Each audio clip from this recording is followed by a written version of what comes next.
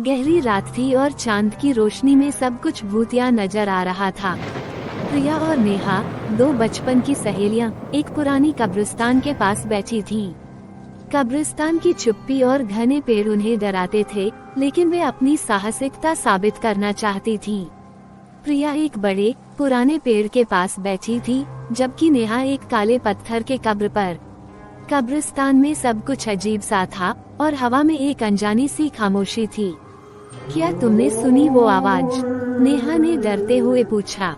नहीं, शायद ये हमारी कल्पना है, प्रिया ने कहा, लेकिन जैसे ही उन्होंने बात की, एक हल्की खटखटाहट सुनाई दी।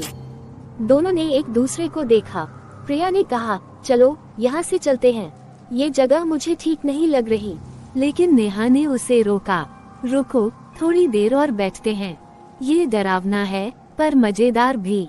उसकी बात सुनकर प्रिया ने एक लंबी सांस भरी, लेकिन वह वहाँ बैठने से हिचकी। अचानक नेहा के पास से एक ठंडी हवा का झोंका गुजरा और उसे महसूस हुआ कि कोई उसके कंधे को छू रहा है।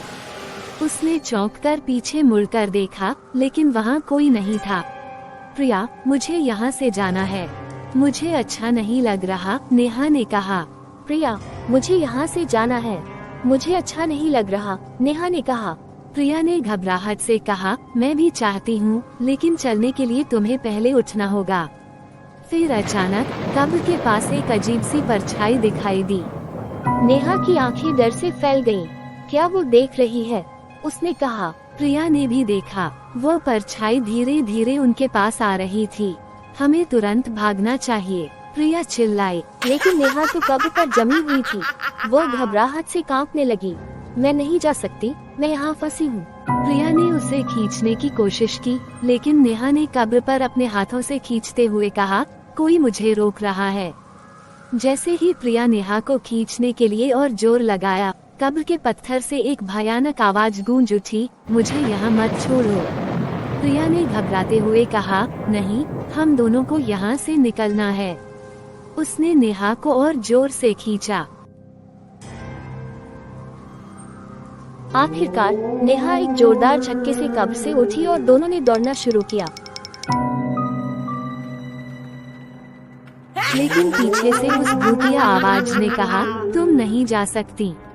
वे दोनों दौड़ते हुए कब्रिस्तान से बाहर निकली और गहरी सांस ली। जब उन्होंने पीछे मुड़कर देखा, तो वहाँ केवल अंधेरा और खामोशी थी।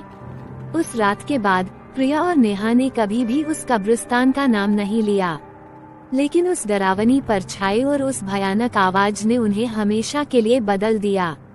डर उनकी आंखों में था और वे जानती थीं कि कभी-कभी अंधेरे में बैठना सबसे खतरनाक होता है।